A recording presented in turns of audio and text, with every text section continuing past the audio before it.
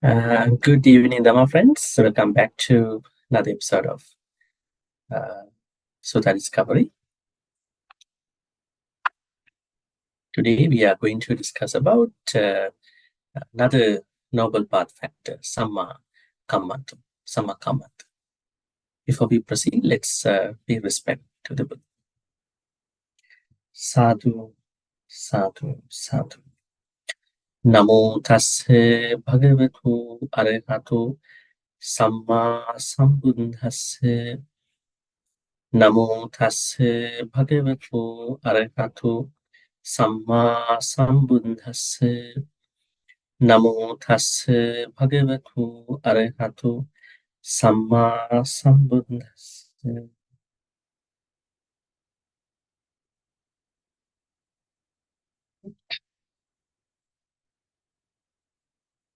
So we have been discussing about Samma Vacha last Tuesday.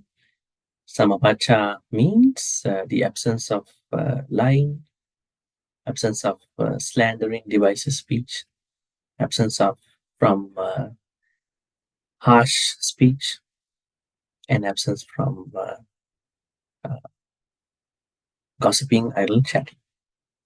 And when you are going to do these four things, it could be challenging because of the conditions and the situation. So by understanding the particular situation properly, you can put those put those activities regarding right speech very well. Now, for example, I discussed with you about the absence from lying. Sometimes we may have to maybe stay silent, maybe to say something else, but your intentions might be different because you are considering about safety and then peace and all that. So there are things that, I mean, we are oftentimes supposed to speak the truth, not even a technical lie, but there are situations where we have to carefully, wisely use right speech. So right speech is not all the time the absence from what you call the untruth, right? That means we have to understand the time, situations, people as well. But telling a lie for fun is an akusala, right? It is an akusala. Remember the Deva? One Deva, I think one Deva was born being naked. Have you ever heard a Deva without clothes? This Deva stole a friend's clothes when they went for a camping trip, just for fun. And then the other person had to go through a lot of problems because in today's world, you could say this was a prank, right? But the other friend had to go through a lot of problems. So what happened? He was a good guy, the man who did that. But he lied to his friend. He didn't know where his clothes were. But then what happened? The person who went through the difficulty was struggling a lot. And this made the friend who stole, who maybe lied even for fun, was to be reborn in a Deva world, but without clothes. Naked Deva. Interesting. We know naked ghost, but these are naked Devas. That's an interesting thing. So never ever do anything even for akusala, even for fun. Of course, there are ways to act on different things, but we have to be very careful. If the other person is going through a very bad time, this might give us a bad vipaka. All right, so after Samma Vacha, that means we are not finishing Samma Vacha, Samma Ditti, Samma Sankappa. Samavacha, we have to simultaneously, keep practicing. Now there comes Samma Kamma. Now, when you talk about Samma Kamma, we have a small word, I would say, confusion. What is Kamma? What is Kamma? Do we see a difference? Now, the word Anta could be an adjective in a way. You could see it as a suffix. But the idea is that Anta could be translated as something that you should. That means you are going to do actions free from killing and stealing or sexual misconduct. These actions should be done, because if somebody is not doing these three actions, that person might be doing the opposite, right? In psychology, we have a term called reverse psychology. When you sometimes tell a kid that, hey, don't touch the plug, but the kid is going to be very curious about what is the plug. And when the mother is looking away, he is going to touch the the plug, and sometimes, going through some issues. Why did the Buddha actually give the precepts in negative terms? Why not to save living beings? Why to avoid killing? Why not to save other people's belonging? Why he gave it as not to steal, right? So the idea behind that way of giving the precept is that to give the limits, the mark the boundary of our activities. Now, when people get to know that killing is bad, then there is a certain boundary of that particular action. They can stop in time, at least in case their mind, their thoughts are really working in an akusala way. They can understand, if I cross this boundary, if I cross this level, I'm definitely creating an akusala. That's why the Buddha gave the precepts in that way. I mean, it's of course, it would have been nicer to say, to save, I take the precept of saving the life or lives of every being. But why it was given as, I'm taking the precept of not killing other beings. Right? These are interesting things. So, Samma Kammanta is a noble path factor that one can practice when that person has Samma Ditti. Now, along with Samma Ditti, Samma Sankappa, Samma Vacha, whatever the actions that person is going to do will become wholesome as well.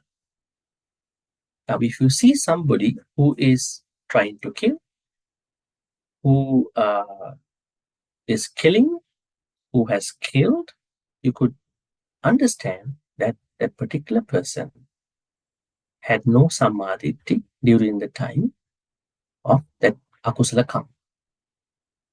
Right? That's a simple thing. Now, you might be curious and wondering about, why do some people kill other beings? Right? They might know a lot of Dhamma also. They might not even know Dhamma. They might know the what you call the offenses, maybe criminality, maybe the punishments as well, maybe the difficulties that they are going to go through after that. But somehow those things might happen. Why is it? Because they have not cultivated this samadhi. Samadhi is the foundation, right? That is why a sotapanna will never make akusala kammas, especially those akusala kammas that are said as 5 heinous kammas, because their perspective is rooted properly, well rooted. about those 10 things. I think we discussed about 10 things in the Samadhi right view. So now what we have to understand is that when you have Samadhi, you will be able to have right thoughts, intentions. That means Samma Sankappa is subsequent to Samadhi. When you have Samma Sankappa, whatever the words that are coming from your speech, they are going to be naturally wholesome. You don't have to struggle a lot. How many people are struggling just to filter out, is this a musavada, is this a parusavacha, is this a pisunavacha? Because their speech is not wholesome by default. They have to struggle a lot. Right? Of course, we have to practice reflection, wise attention. But if someone has Samma Ditti, Samma Sankappa, definitely their speech is going to be wholesome. Now, when that person has all these path factors before, their actions are going to be wholesome too. Today, we are going to discuss 3 actions that which make you practice Samma Kamma. Samma Kamma means actions that are free from killing, actions that are free from stealing, actions that are free from sexual misconduct. This is our area to discuss today. But we are going to discuss these 3 beyond 5 precepts. 5 precepts and those minor major precepts. Because this is more than the precepts. All right. So that's the background. We'll go to the notes for today. Okay. This is the Sutta. Anguttara Nikaya 1099. Okay. This is about a monastic. So I'm not trying to talk about the monastic life because monastic's life is pretty much focused on these things very well. But let's understand how did the Buddha explain the 3 actions here. Abandoning the taking of life. This is an interesting word. He or she abstained from the taking of life. Right? He dwells with his rod laid down, knife laid down, scrupulous, kind, compassionate for the welfare of all living beings. This part we have to understand. Now the problem is that taking of life. Now in today's world, when we talk about suicide, right, the word called suicide, people don't like to use the word called committing suicide. Take the life. So Panatipata Veramani, the first part of the Samma Kamma, that includes even taking life as a part of breaching the first action. That means as a Buddhist, you cannot take your life. Right?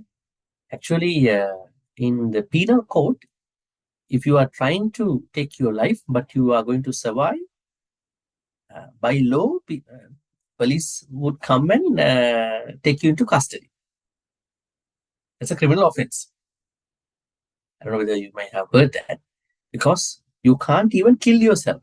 Normally, when you are going to kill other people, definitely you'll be penalized in the law. But if you are trying to take your life, and then it's not just a compassionate thing that somebody's coming and trying to rescue you. It's also a criminal offense, because criminally, it's an offense. I mean, you can't even take your life, right?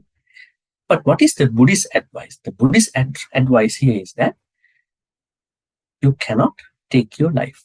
Why? The moment that you are thinking to take your life, I mean, in terms of your life, you are creating lots of hatred. Those, how many events that have been happening in the world, in today's world, right? There are many people who are trying to kill their loved ones and then they kill themselves. People who have not understood the preciousness of their human life, right? As Buddhists, we don't only think that this is our only life. We have been born, reborn, right? And luckily, we were blessed to have this human life. But if you are trying to catch up on your tiny, small issues in your life, probably your family issues, financial issues, maybe uh, your expectations are not being met, right? Just to understand the validity of a human life, you might not be understanding it. Because the Buddha says, to be reborn as a human is the best thing that can happen to someone in his or her samsaric life. Right? So, why is it such important? There are a lot of misconceptions about and about kind of simile. If you could remember, having a human life or maybe receiving a human life is analogous, maybe similar to an incident of a one eye blind turtle. I think if you can remember this story given by the Buddha in the Bala Pandita Sutta. But a lot of people don't understand, even the people who are explaining that, how that particular simile was given by the Buddha. They always say, in order for a human to get another human life, it is very difficult. And then it is similar to uh, one eye blind turtle, sea turtle, uh, sea turtles incident where the sea turtle is coming to the surface of the ocean every 100 years. So he is coming up above the surface. At the moment that he's coming out from the ocean, there's a very miraculous thing happening, surprising thing happening. What is it? You know, the what do you call the yoke? Part of the yoke of the farmers was gushed to the streamlets, and then that particular part of the yoke is driven to the rivers, and then it is finally going to the ocean. Now, the miraculous thing is that when the sea turtle is going to open his eyes, one eye, the other eye is blind. Miraculously, that particular part of the yoke is going to fit onto his visible eye, and the sea turtle is going to open his eye, and he could see a glimpse of the world at that point. And the Buddha says, receiving a human life is as rare as that particular sea turtle's story. But the problem here is that how did the Buddha explain this? Thing. He explained this thing not to the humans. He said, if you are reborn as an animal, maybe a hellish being in the hell, the probability for that kind of hellish being to be reborn as a human is as such, like that sea turtle. But if you are already a human being, it's very easy for you to become human again. Why is it? This is something we have to talk about actually. A lot of people, a lot of speakers also explain that sea turtle incident as a common thing to all the human beings. No, so you are already a human being. We are not talking like in other religious traditions. Hey, you are sinners. You have to get the mercy of somebody. We don't say that. We are not sinners. We are already humans. We must have done something that we are really understanding now. Now, today you are learning Dhamma. Why don't you think you must have learned this Dhamma before, and that's why you became a human? It is not something that you are learning now and going to become in the next life. So I have to tell that everybody that you should be very happy. You must have started the practice long time ago, even before this life. That is why you understood that you want to become a human. You did something massive, very, very large, good karma. To become a human, you became a human. Now the rest should be easy. This is what I understand. But don't make a mistake. So we are trying to advise you, give you some guidance. Don't make a mistake, but you already done it. Now let's say if there is someone who had done a difficult task before, maybe couple times, maybe at least one time. When that difficult task is coming for him again or her again, that person will be more prepared for that, isn't it? Not like the first time. So it's the same thing. You already had done the particular activity to become a human. If you want to re-become a human, you just keep to your activities. Don't make mistakes, right? So that is a very good thing to learn. I mean, I'm trying to say about becoming a human again. How to become a human again? Now, this is a bit off from the topic a little bit, but I want to add this to the topic. How to become a human again? Let me ask you. Have you ever heard anything about the Buddha that this is how you can become a human again? Because everybody learning how to become an arahant. To stop everything, they don't learn how to become a human again. How they ask Bhante how to become an enlightened person, how to become an arahant. Nobody asks us how to become a human again. Now I'm asking this question, I'm putting that question on. How to become a human again?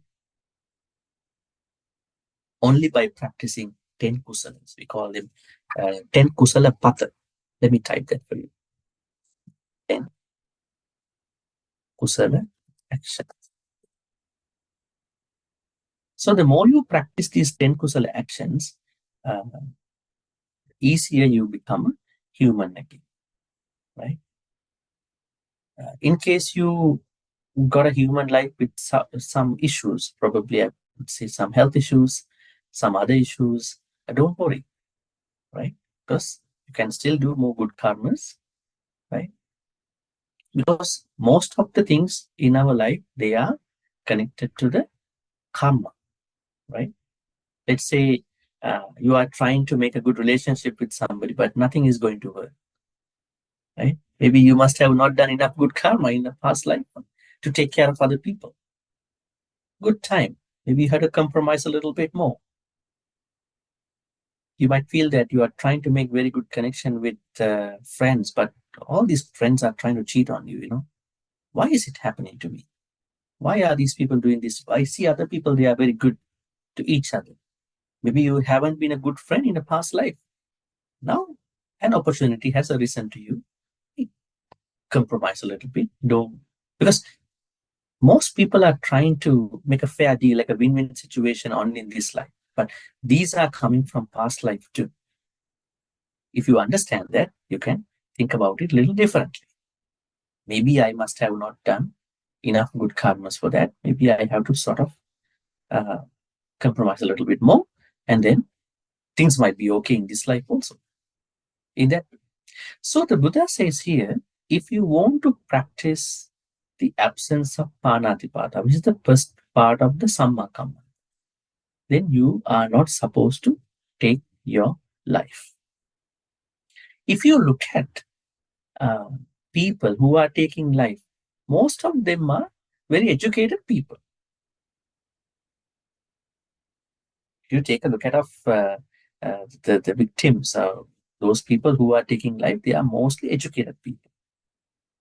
Now, Japan has a very large number of suicide rate. It's a very workaholic country. Why is it? People are working a lot. They can't take the stress out of their work, maybe other things, right?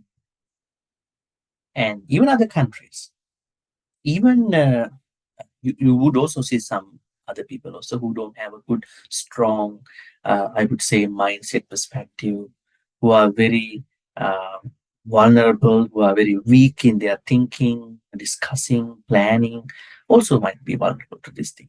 But mostly they are educated people, right? Sometimes when you are too much educated, you could be a victim of that education. In a way, we need education, yes, but if you are too much educated, the Buddha says, if you are too much into saddha, if you are too much into saddha, that means, you know, those venerations, respect, too much. I mean, but what is too much, what is too less, depend on how you do that. We cannot say that this is the exact level. But if you can feel that you are too much on that, let's say you go to a restaurant, you eat a couple of plates, you eat a lot, you feel that, I think I have too much today. You know your boundary. So, uh, if you are too much onto Saddha, veneration, that can make you a kind of an unwise person. I always tell this to people. There's a very funny story that happened in Sri Lanka. There was a senior lady, maybe a middle-aged lady, who thought that I'm going to offer some food to the Buddha. Especially, she made some hoppers. It's a traditional food there. Hoppers. Yeah, hoppers. HOPPERS. And then the story says that I think a couple of monks actually sharing this story in their Dhamma talks too. Very famous story, saying that the devotee thought that, oh, today I'm going to give the food to Buddha's own hands. So she went and she placed all the food onto his hand. She thinks that the Buddha is in the statue, right? And finally, what happened? Ants started coming. The shrine hall became a very, very unclean place, right? Because she's too much onto that. We understand there is no Buddha in the Buddha statue, isn't it? And nobody has seen the Buddha. How did the form of the Buddha statue take shape? It took shape depending on the most handsome person in the country. Korean Buddha statue, you see the Korean man's little bit aggressive face of the Buddha. If you go to other countries, it took the shape of that culture. Nobody has seen the Buddha statue. So that's why we have to understand how. Respecting the visualizations of Buddha, understanding someone called Buddha state. He had 9 qualities. And I'm trying to visualize. But of course, we don't have to think that Buddha is inside the statue. That is a misunderstanding. So if somebody is too much on Saddha, that is not a good thing. At the same time, if somebody is too much onto intellectual things, too much, that can also cause a lot of problems. You see, those people are very, what could be the proper wording for that? Very cunning people, cunning, very, because when your knowledge is too much on that, it can make you a person of, I would say, cunning. That means, have you seen people who have a very, very wealth of Dhamma knowledge, but there is no practice? They become too smart at the practice. They're trying to bypass even the Dhamma. It's like saying that if I want to break the law, I want to know the law. It's something like that, When I know more Dhamma, I can break the certain parameters. In our understanding, Dhamma is not just a knowledge. We need knowledge, but then we are going to bring that knowledge onto rationalization and then trying to put that Dhamma knowledge into the practice. A lot of Dhamma teachings that we hear in daily life, they are not practical. They are only textual things. That is why people cannot practice also. So we have to find out the textual Buddhism and how that textual Buddhism works in the practical life. That's very interesting, right? We are not trying to say that what you call everything that is in the books it's not good. We have to find out the practical way of practicing the textual things, not the way that we want to practice, right?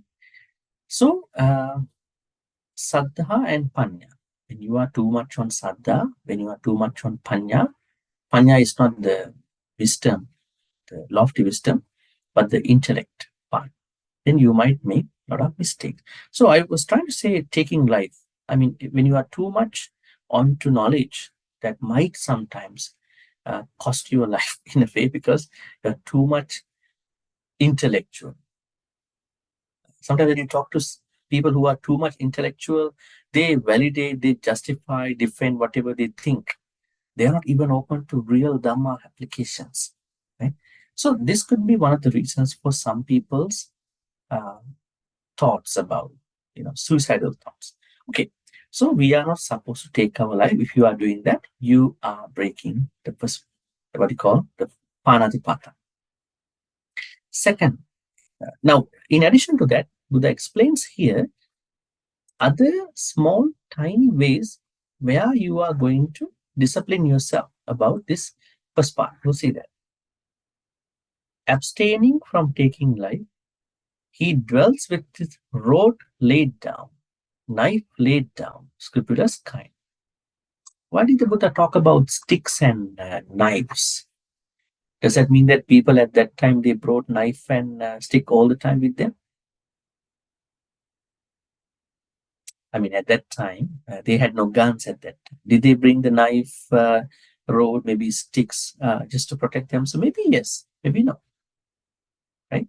So then, when that culture people, I mean, that time people were going to other places, they were probably bringing maybe a stick or rod, maybe a knife. So they are trying to defend themselves, but they are always trying to discipline with those things, trying to practice this first part of the Dhammacakkappavattana.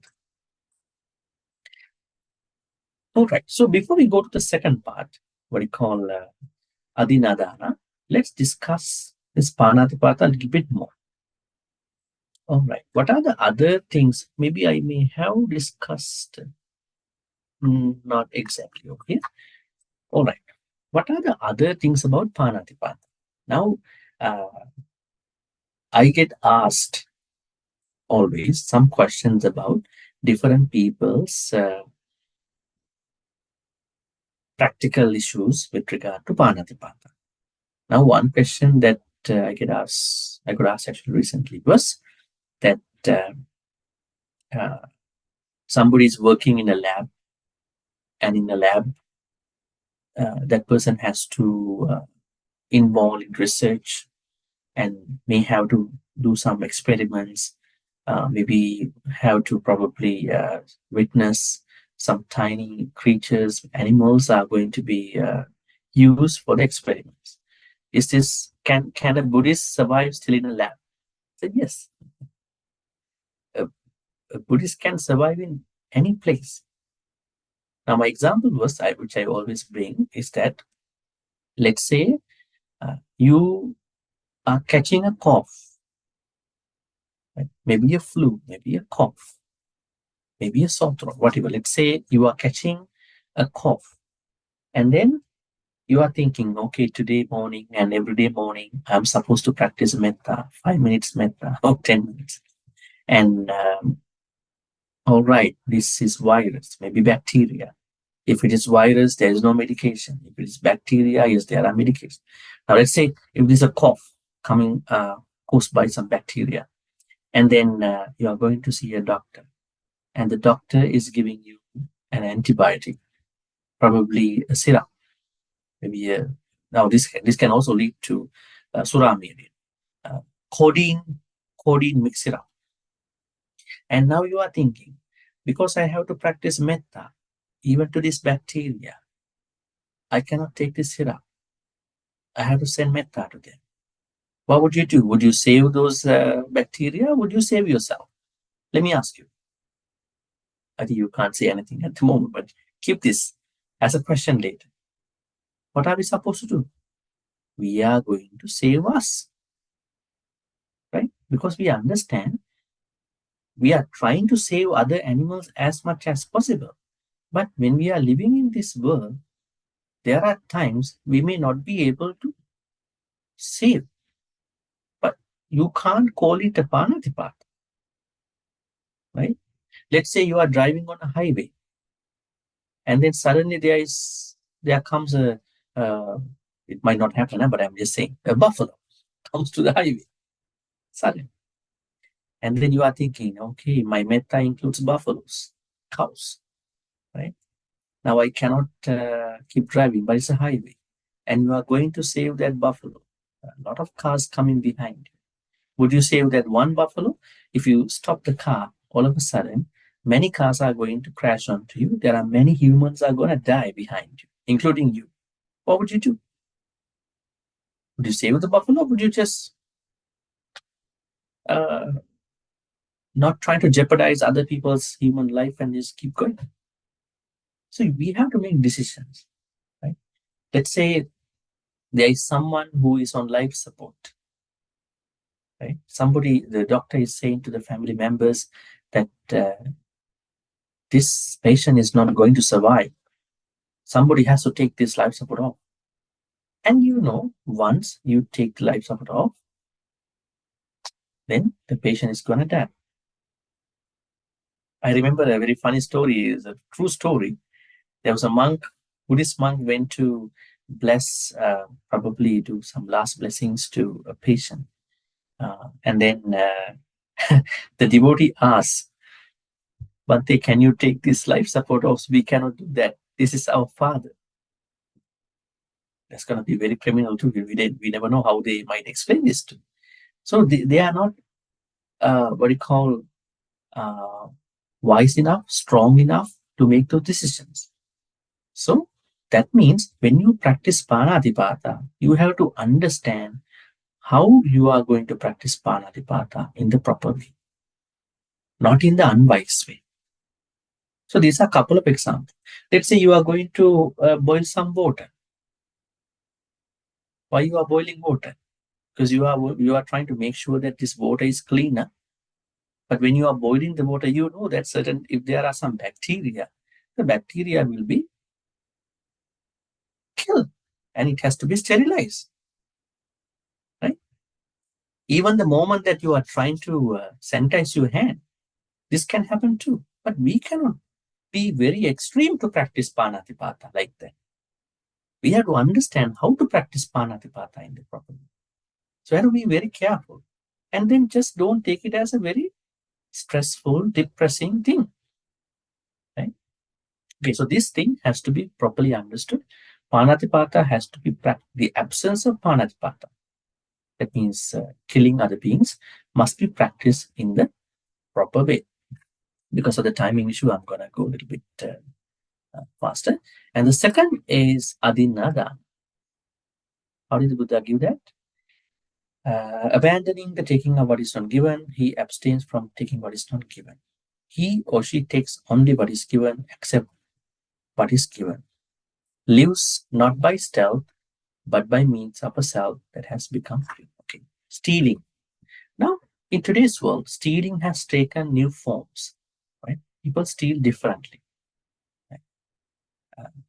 Even somebody's example who started stealing tiny little things, and then even a bank robbery, something like that. Even what scammers are doing nowadays, online fraudulent scams everywhere.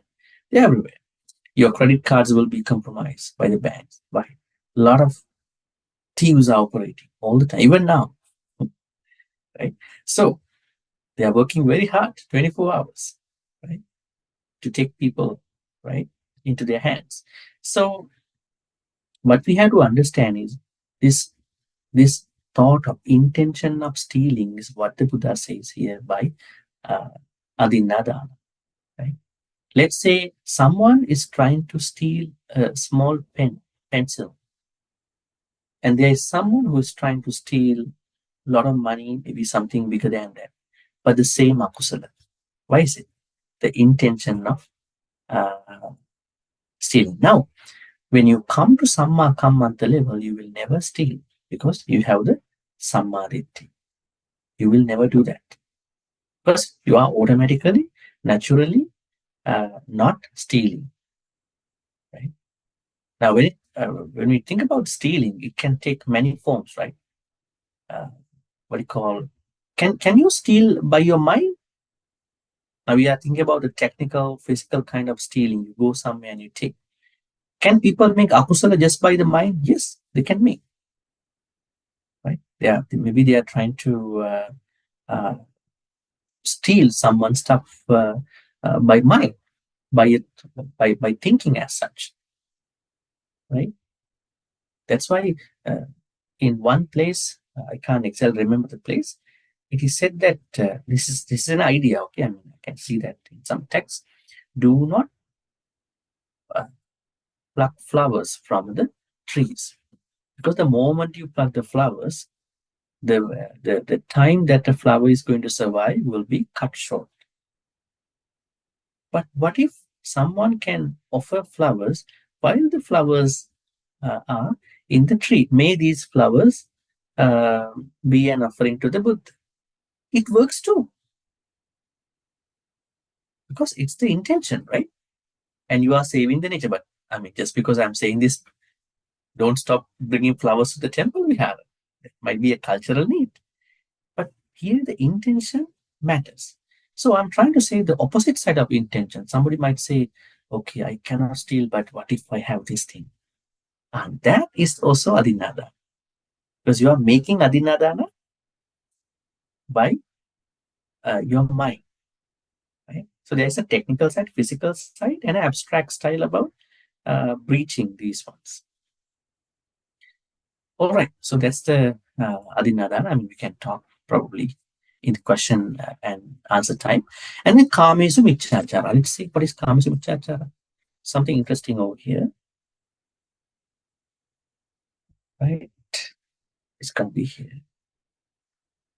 Abandoning sensual misconduct, he abstained from sexual misconduct. He does not get sexually involved with those who are protected by their mothers, fathers, brothers, sisters, relatives, or their Dhamma, those with husbands, those who entail punishments, even those crowned with flowers by another man. Okay, Kamesamichachara. This is an interesting thing that we need to understand by making sure that we are not stepping over to other people's dearly lovely relationships that they are making by becoming a third person. The vipaka could be that you might not survive in a marriage, in a relationship one day, because you have broken other people's, you have become the setback to other people's relationships. I think nobody would like to have a breakup. Nobody would like to have a divorce. Everybody would like to have a good life with those people with whom they want to be. So let's wish that everybody is having that. But there's a problem for those people who are trying to break others' relationships. That is what we need to understand. When I discuss about this Kamasamichachara, there were lots of questions coming from different sexual behavior. I said, no, it's not about sexual behaviors. It's about that you are going to become a problem to other people's relationship. Right? Now, let's say you are trying to become a problem to others, and you are making your relationship into jeopardy. You could do that in two ways. Let's say you are a married person and you are trying to be with somebody secretly. This is one side, and the other side is that you are going to break other. So these two sides must be understood. There may be a lot of justifications. Let's say, why not I'm kind to another woman, another man? But the problem is that there are repercussions if you really think about it, right? That means our kindness has to be properly understood, because our kindness can go to unnecessary levels. Huh? If you are not really now, normally you are hearing that, hey, you have to be kind, compassionate. But when you are kind, sometimes we don't know how to be kind. This kindness might end up in unnecessary, very terrible things. Be very careful, right? It is like that you are trying to help somebody, and then that help will end up in a big issue, and in a big issue at the end, like a mess. So now there are ways that Buddha understands Kamasamichachara. That means there may be a man or a woman who's protected by mother, father, brother, and all that. It doesn't mean that there is a person that somebody can be with. Without Kamasamichachara. The idea is that make a good relationship if you really want. Love that person, be responsible, and make the move properly. You are happy, that person is happy. Have good communication. Be responsible. That way is a good start and good way to continue, right? But if you mess up, you will end up somewhere you never. And then Karma Vipakas will come as those issues which I just discussed. Okay, so these are this is a very good background, knowledge about history. But now we are going to see how does this karma to work in the uh, noble eightfold path. Now there's Michcha Kammanta. Michcha Kammanta means you are doing the opposite side, taking life, stealing, sexual misconduct, which is not really good. Why is Samma Kammanta important? It is one of the Sila parts, right? Now you can see Samma Vacha, Samma Kammanta, Samma Ajiva. They both of three of them fall into Sila part, right? Sila part is very important, right? Why is it? Let's say sometimes you are misconducting somebody, and you are trying to meditate. That meditation might not work because you don't have enough clarity in your mind, right? That means Samma Kammanta is a part of Sila. All right, so you can see the connection Samma Kammanta has to many precepts, a lot of precepts, 5 precepts, 8 precepts, they all have these three, Panatipata, Dinadana, Kamasamichatara, which is a very general common thing.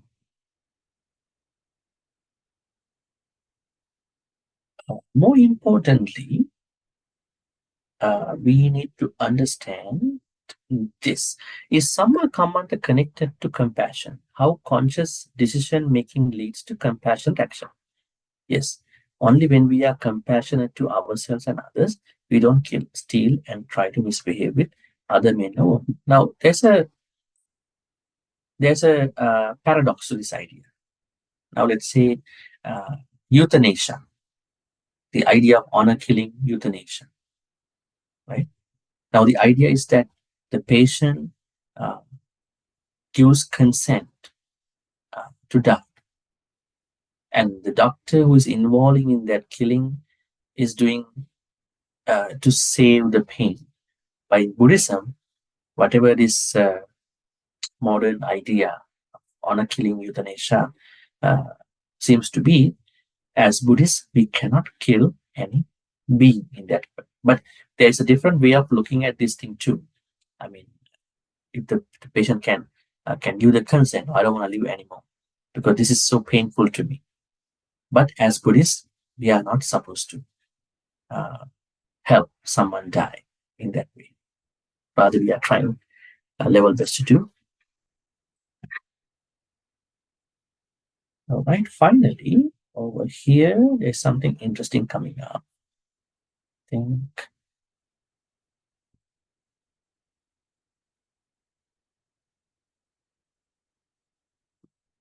All right. How to practice Samma Kammanta properly? You must have 3 supporting factors to practice Samma Kammanta. Samadhi, Samma Vayam, Samma Sati. Now, what does this mean? At the beginning of Dhammacakkappavattana Sutta's explanation about the Noble Eightfold Path, I explained to you that you cannot practice any Noble Path factor from number 1 without having the support from Samma Aditi, right view, Samma Vayama, right effort, and Samma Sati, right mindfulness. That means if you go to practice Samma Kammanta separately, you cannot do it. Now, how do we know this? Now you are coming naturally to Samma Kammanta. Now, the first thing what you are supposed to do is you have to separate out what is Samma Kammanta from Michcha Kammanta. You have to separate, distinguish Samma Kammanta from Michcha Kammanta. What is right action and what is wrong action? Actually, if we don't filter this out in our daily life, is it easy for us to practice the Kusala path? We don't understand this is killing, this is stealing, this is sexual misconduct. If we don't clearly understand this akusala part, can we easily practice the kusala part of this tree? We cannot. We have to understand the boundary where and how are we may break these three things. So Samma Ditti helps you to figure out that these are Michchadi. Samma Ditti helps you to figure out that this is Samma Kammanta, this is Miccha Kammanta. Now, Samma Ditti helps you to figure out that this is Samma Kammanta and this is Miccha Kammanta, but it is not enough for you to properly practice. What is helpful for you in the second place? Now you need certain energy to do this, right? We call it Samma Vayam. You need energy. Is energy very important to us? Have you seen that you are doing akusalas when you are not properly energetic? One example is you are not eating properly, you are skipping meals, and you get very mad about people. You can't take things really in the proper way, right? Because you have not taken your food. Even a small, simple matter can become a big issue because you are not able to digest that particular thing, particular issue. That means energy is very important. If you are not properly managing your energy, then low energy can give you a very akusala experience. So now, just because you understand that this is Samma Kammanta from Miccha Kammanta, using Samma Ditti, you cannot continue that understanding, make it a real thing in your life. That means you need right effort. You need energy. I need to do it. I cannot be lazy anymore. I cannot be laid back, right? I cannot be sluggish. I need to do it. That is coming from right effort, Sammavaya. Now, even right effort with Samma Ditti, right view, they are not enough. Then there needs another path factor, which call it Samma Sati. That means right Sati. Why is Sati is very important here? How do we understand that this is a moment? Let's say now you are working with other people. You are doing daily chores in your household. You are going out and you are meeting friends, and you are doing groceries, and you are watching TV, and you are doing other things. You will have samadhi, you will have samavaya, but how do you know that this could be a particular event that might take me to Panatipata, that might take me to Adinada, that might take me to Kamsamichachara? It is by Samma Sati. And Samma Sati helps you to understand, recognize the moments, events where you can practice Samma Kamma. That's why we have to understand this right mindfulness is not a sitting practice, right? It is a practice that you are going to bring over to all the other tiny, small, big activities in your daily life. So, if you really want to practice Samma Kammanta, you need Samadhi, Samma Vayama, Samma Sati. The sutta is Dhammacakkappavattana Sutta, Majjhima Nikaya 117, where we see how the Noble Eightfold Path has been properly discussed. All right, Dhamma folks. So the idea, or maybe the discussion today, was about Samma Kammanta, right action. Right action arises from right view, and the process that start from right view, right intention, right speech, and that takes you to the right action. It's not an ad hoc, random kind of change that you are having. This change has been happening from Samadhi, right view. And when you practice every path factor, you need to be supported by Samadhi, Samavayama, and Sammasati. Then you are easily, properly practicing Dhammacakkappavattana. And yes, and going to become a good human and going to become a step closer to the awakening as well. All right, so we can take time for the question. Bante, thank you for the sharing. I have questions regarding the just now Bante mentioned that when patients, some families, they do not want to pull the plug at us because that may equate to killing. But then there may be case where, like for example, if some people, some patients, their situation is at the evaluation of the medical experts that the situation is going to get worse and there's no opportunity to recover, right? The life quality is basically gone, and then they are actually they cannot survive without any medical assistance at all. So they have all the machines hooked up to them, and then basically if you leave them alone by the own device, they are going to die. But then because I mean life is so sacred to all of us, then they may have to actually they may in such situation, do you think that is actually prolonging the life is the right thing to do? Or if you, let's say we just remove the medical assistance, then it actually equates to killing the patient?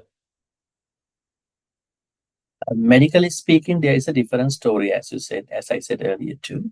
There are ways in some countries where patients can consent to what they want. But what if that there is a patient who has a minor issue, but still wants to go for an assisted death? I would say honor killing. So that could be an issue. So this is kind of a very case by case thing. There's one side from the medical side, medical expertise side, what the doctors are saying to the patient personally, and then if the patient is not able to understand, maybe patient's family members, and I think they have discussed in the first place. Probably this costs a lot of money too. If somebody is left on a life support without no proper recovery. But the problem is, it depends. There may be somebody, maybe a family, who might say, we are very rich, we can keep our family member as long as we want. I think we have seen that. And there may be a family who cannot afford this. Government hospitals, they will kick you out. They say you have to take this off. If it's a private hospital, it's different. If you have money, it could go long. Now the problem here is that not taking off the life support. How does this go? The overall process go with the Buddhist idea. The Buddhist idea is any intention to kill somebody. This is the idea, right? Now the intention is what we need to understand. Who has this intention? Now let's say there is a doctor, bunch of doctors who are going to do a brain surgery. Okay, but the operation is going to be very unsuccessful. There is going to be a hemorrhage, internal bleeding in the an unexpected area of the brain, and the patient is going to die. But now family members are saying, if the doctors did not do the surgery with certain complications, the patient could have survived. Couple months more, longer, maybe couple years longer. But doctors had good intention. Right? So I think in order to answer this kind of situation, I think we witness this situation everywhere. So we have to know the affordability on one side is one thing. And then the other side is the medical expertise. Another very important side is whether the patient can communicate with the doctor, whether the patient can mindfully consent to this. But let's take an extreme case, a worst case scenario. Now it's very painful, and probably this might be a very different situation. At that point, there may be a certain level that the patient can go, because it's up to him or her, right? It's not our body, right? It's their body. It's his body. It's her body. I think that is also a personal decision. So we cannot say, hey, you can't do that, or you can do it. I'm not giving the two answers. It depends on the particular patient who is in the terminal care, palliative care. So it depends. But I wanted to say, do not kill yourself. Try not to kill. But that's the idea, the Buddhist idea, because Buddha doesn't talk about life support or these kind of things, brain death kind of thing. But what we can learn from Buddhism is that for the doctors and for the patients, killing is bad. But there are certain good intentions from the doctor's side. They are going to do something. Things can go haywire at the end, but sometimes it can work. So try their best, try his or her best, try their best not to kill, and then to make a practical, good solution to their life. So my understanding that we cannot, as Buddhists, we cannot promote euthanasia. Now, if you see some time ago, some people go to Switzerland and they don't come back. This was a very big issue in the papers, actually, sometime a couple of years ago, because in Switzerland there are places where people can sign and disclaim, and the doctors are giving this to, they are lethally inject the people, and then they die. There's a package, and they will do the whole funeral. They won't come back to their country. Now, this is definitely a killing. And then the people who are going there, they are good people. They are healthy, right? So it's a business. So for those of them who want to die that way, they go there and then get it done. This is killing. So we have to understand each situation different. So my suggestion to all of you is that do not end this precious life that way. Although you have tiny, small, maybe even terminal, try to practice Dhamma as much as you can, even in those hard times. You will die. Anyways, we all are dying one day, right? Because we never know we will become humans again if we die like that. Let's say if somebody is going to die like that, what could be the feeling of that person? What do you think? I mean, we never know. Probably they know that they are going to die. Maybe they might not think happy about their life, this life. All right. Other questions? Bhante, may I ask a Yes. question about right action, let's say? So, for example, Bhante is probably aware that these few years, the inflation is very high, has gone up a lot for basic needs like food and all that in many parts of Canada. So what happened is that some people, when we go to the grocery stores or the supermarkets, because they see some of these large retail chains profiting from difficult times, because when these public listed companies announce their results, the profit margin keep increasing. So the general public gets very upset, and sometimes when they see, for example, fellow shoppers stealing, they don't report it. They just let it go. So, Bhante, my question is, in terms of sometimes when we see that people take things that they should not take, in other words, stealing, but if they do it out of needs, you can see that they need it, versus someone who does it because they just don't care for the rules. So, what would Bhante advise in terms of, as the observer? So we don't steal, yes, but we observe this. Thank you, Bhante. But if there is a young lady who has a baby, but she cannot afford feeding those kids or the kid, and now according to this idea, I mean, this is not a new idea. It was there sometime, and thinking that, okay, so I'm going to actually steal a cart of milk, maybe these and these, So the problem is that even we look at it in a compassionate eye, in a different way, perhaps. But what if that all the people as such going to steal from all these massive chains at the same time? I think it's going to be a very bad move, I mean, they might say, hey, we are very poor, inflation has actually costed us a lot. Not even in Canada, I mean, everywhere in the world. Food prices are going high, the same salary, but the prices are going high up, actually. So the idea is that as a Buddhist, how to face an inflation situation, how to survive during those financial situations, that to be a wise person. This is the idea. Definitely governments need to do a lot to take care of these people. They have no ways to survive, especially a country like Canada. Everything is like very technical, and then you can't find out extra money, in like in many other countries. Cut to the bone, tied down. Right? So I think there should be more what do you call subsidiary programs coming up, and then they should. I think the other thing, Sonia, is that political situation of the country also affects these issues, right?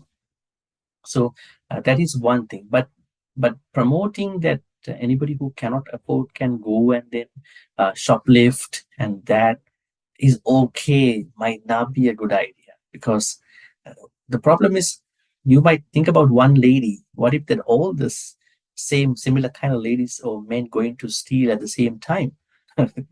The whole chain will become bankrupt, right? And a very bad move, right? So we have to say, yes, why don't we help each other? That's one thing. Buddhist associations, Buddhist centers can do a lot. I always think about this, not just asking funds, donations from the people for the temple inside activities. Why don't they do a lot of charity, maybe helping other human beings, right? Let's say if there is a center that many devotees going, and the devotees are having a hard time, right? I remember one devotee was telling me an interesting story. One of her friend's house was flooded, actually, and that friend was going to a different religious tradition. And the same day, the church people, the same devotees from the church came and helped and everything, Yeah, and then cleaned the house and did a lot of things in the house. So the friend didn't feel anything different, but she was saying that I'm going to a Buddhist center, but I didn't get. I mean, not good to say as such. There's no mechanism that the temples don't take care of their devotees. Devotees always supposed to go and help the temples. We don't have that. Why we don't have? Because we always telling, hey, go to Nibbana, this Nibbana is our end. Why we don't take care of each other?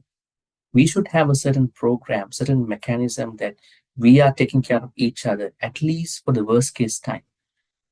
Now, let's say financial issues. I think some temples do. I don't say they don't have free medical clinics, maybe some subsidiaries. It's good. I think we have to promote these things through temples more than while we do the Dhamma programs. We have to always, at the same time, promote. So we cannot endorse, approve the shoplifting. It's not a good idea, because because we are not looking at it from a larger, broader perspective. Thank you If very do much. such, I think they can be helped out. Yes, thank you very much, Bhante. Yes.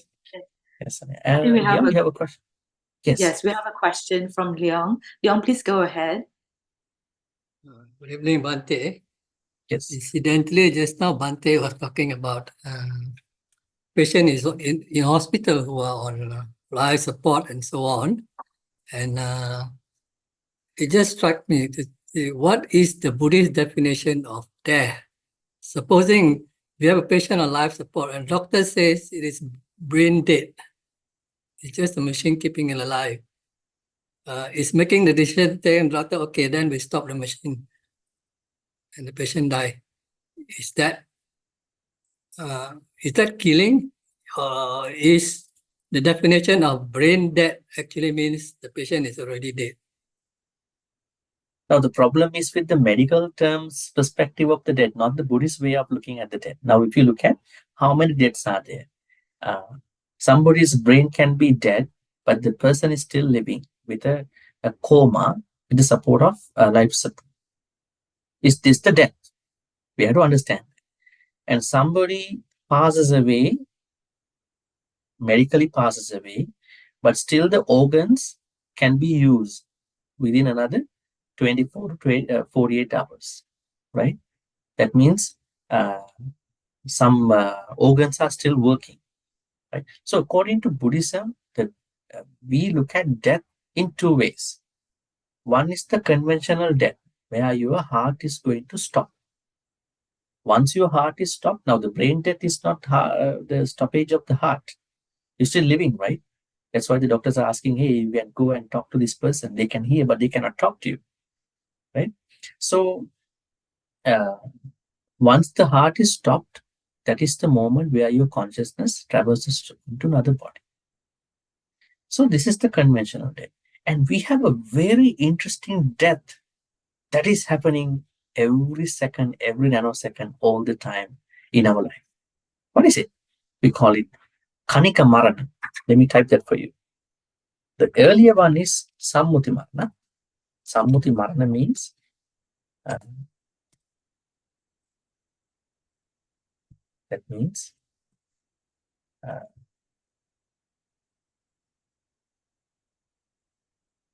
conventional death.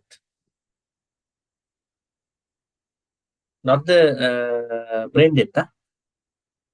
That could be another medical term, but according to Buddhism, how do we call someone dies? That is the conventional death when the heart stops.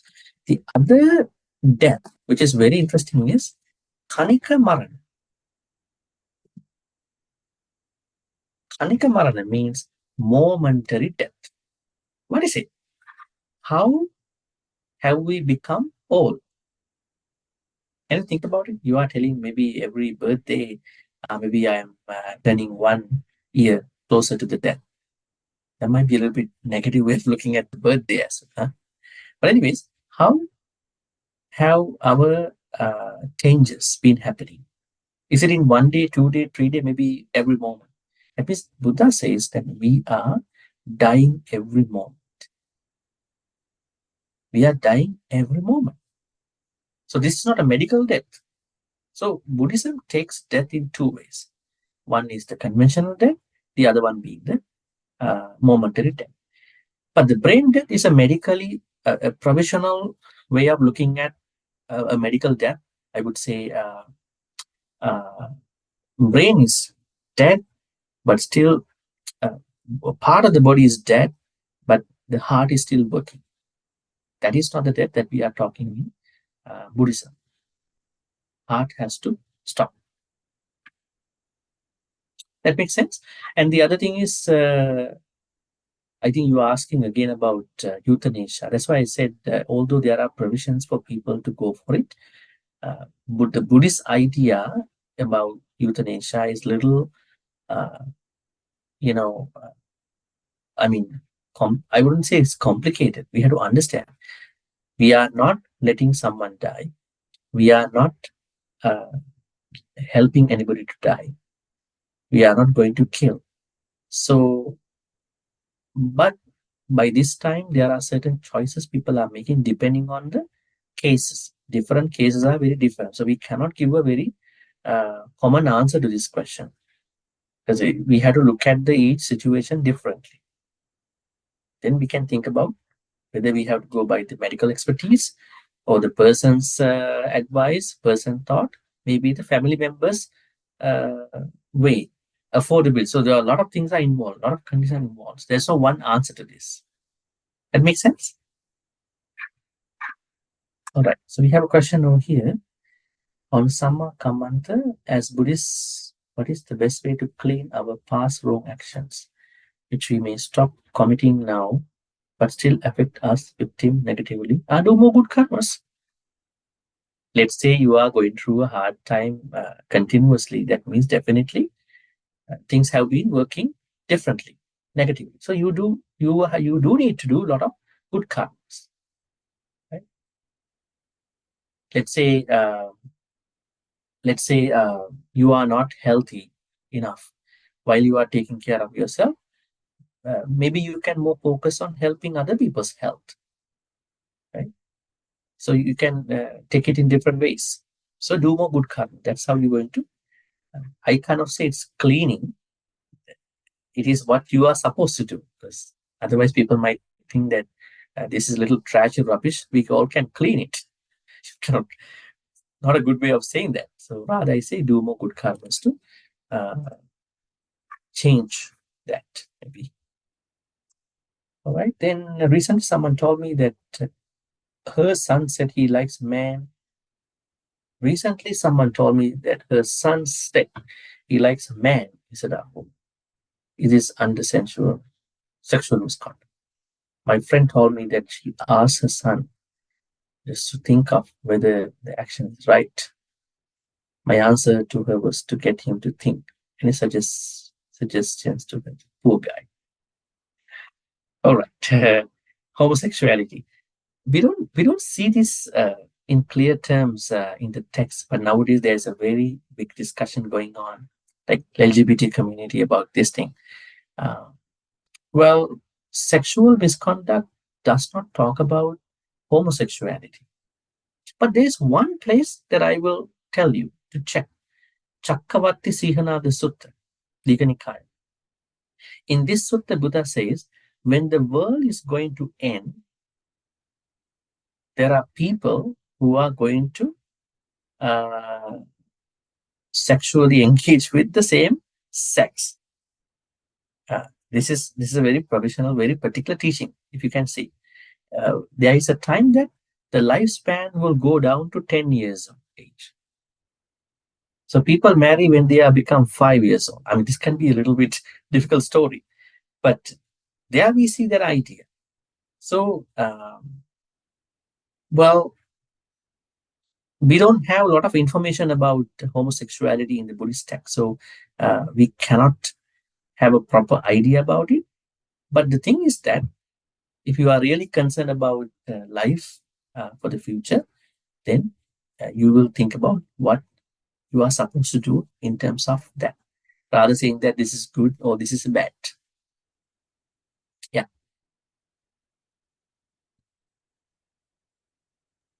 Bhante, we have a follow-up question from Sister Yes. Cindy Mhm. to the question that was asked earlier.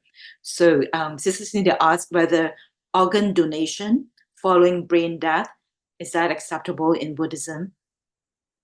Well, I think in many countries, organ donations is happening before you die, right? So you can sign up for the organ donation, definitely, when you are renewing your driver's license, I think. But we don't know, is this coming from somebody who has not died, not done it, but maybe the family is going to decide what they are going to do with this body, right? But organ donation is a very good donation. We call it Dana Upaparani. Yes, not everybody can do it. So the answer is that yes, it is acceptable.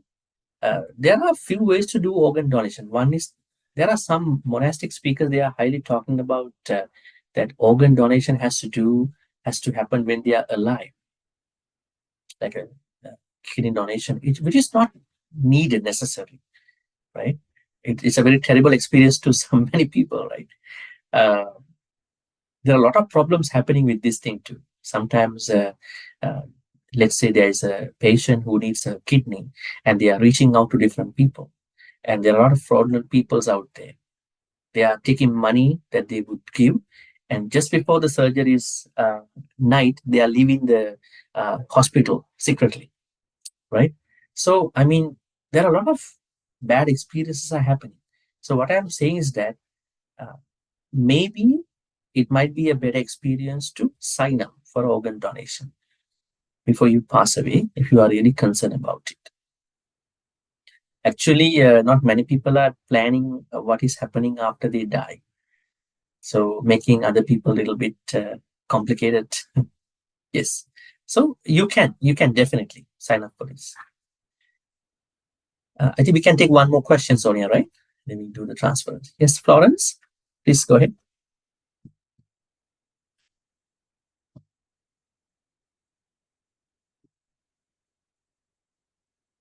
Yes, Florence, are you with us?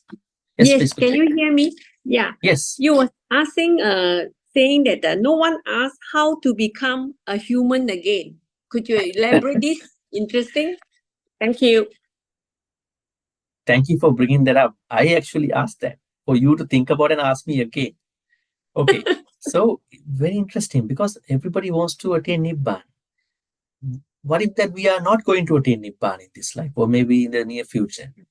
Then we should have a backup plan, isn't it?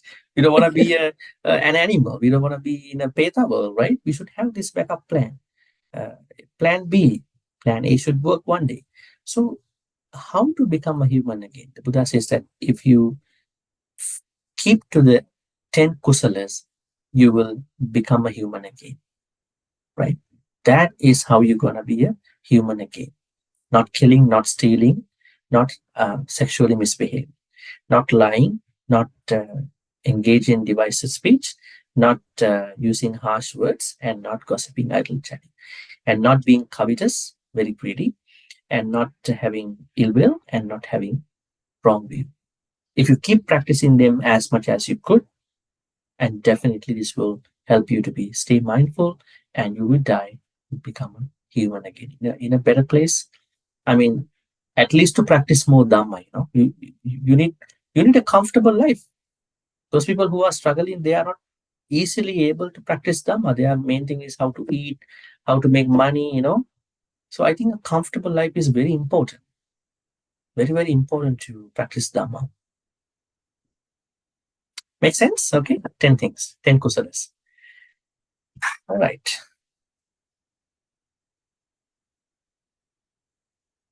Bhante, so by following the kusalas, we will be easily, yes, I can guarantee. Because if you are worried about it now, then the opposite will happen. Remember the gentleman who was asking me one couple of times, Bhante, how can someone become, what was his term? A beetle? He has been asking me a couple of times, I said, why you are so concerned about it? Why you are concerned about becoming a beetle? If you die now, you will become a beetle because you are thinking about how to become a beetle. Always think that I want to become a human unless I become an enlightened person. And then, so that you are continuing your life to do more good karmas, practice more, and finally one day attain. All right.